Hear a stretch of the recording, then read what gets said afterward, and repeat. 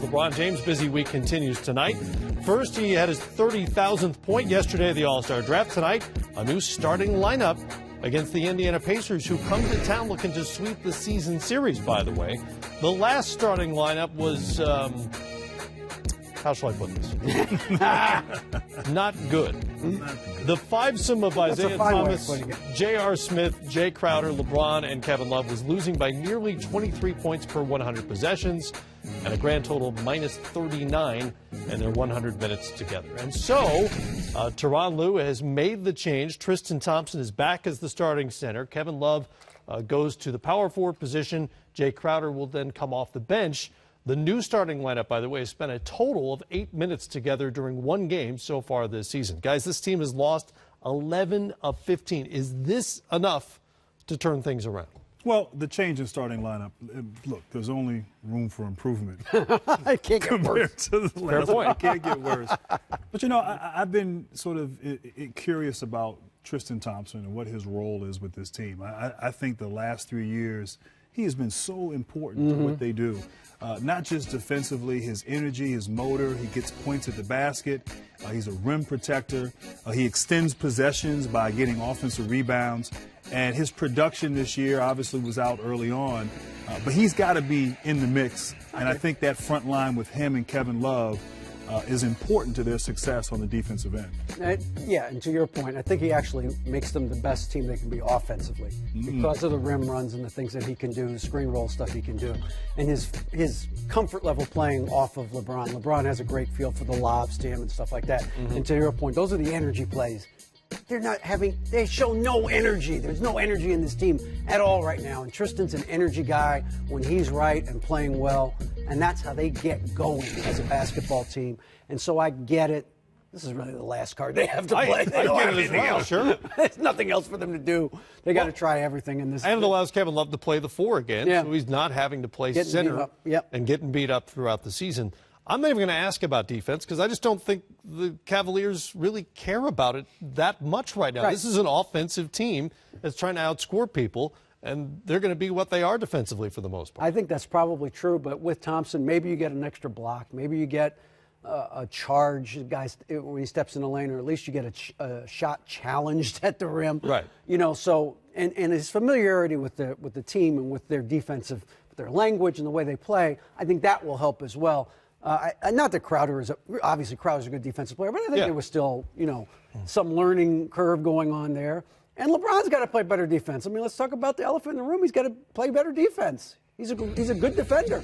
He needs to play better. He can be a good defender. Yeah. He's not always a good defender. I think that's fair. They need everybody to play good defense. Yeah. It's got to be blue-collar desperate right now. I love what you're talking about in terms of the chemistry, the continuity. Yeah. Now you have four guys who played together for the last 3.5 years, 3 years getting to the finals.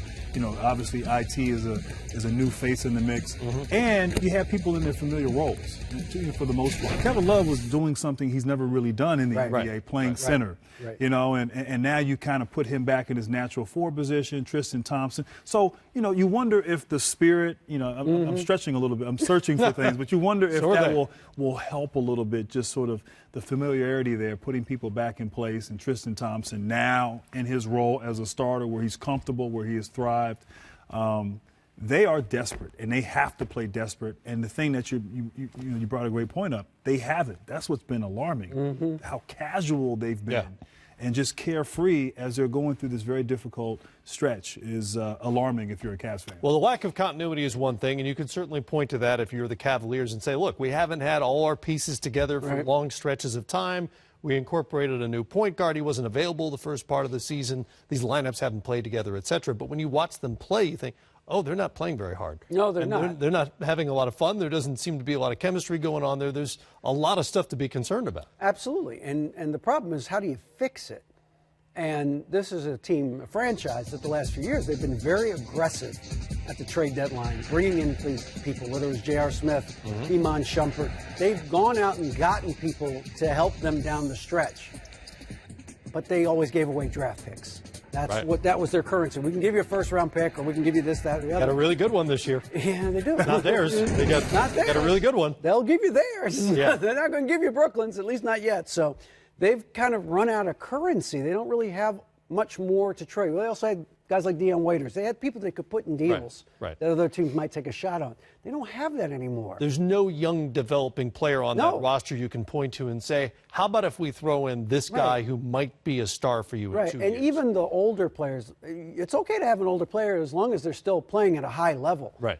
And I think most people would say, all due respect, J.R. Smith has not played at a high level this year. No. Jumper's been hurt a lot. Right. And the problem is they're now making a lot of money as opposed to a few years ago. And with everybody just about capped out for next year already, nobody's going to take those contracts on. By the way, I am of the mind that if you have a chance to reach the finals for a fourth straight time, potentially win a championship with the idea that LeBron James may not be back next season, I'm willing to trade that Brooklyn pick. I hear you. If I think there's a player out there that could put me over the top, because who knows when that chance comes along again. The thing I worry about, and we put a lot into the trade deadline, and obviously they've had great success in the past by being bold, at the trade deadline. But I mean, I worry that I don't know if it's going to be enough.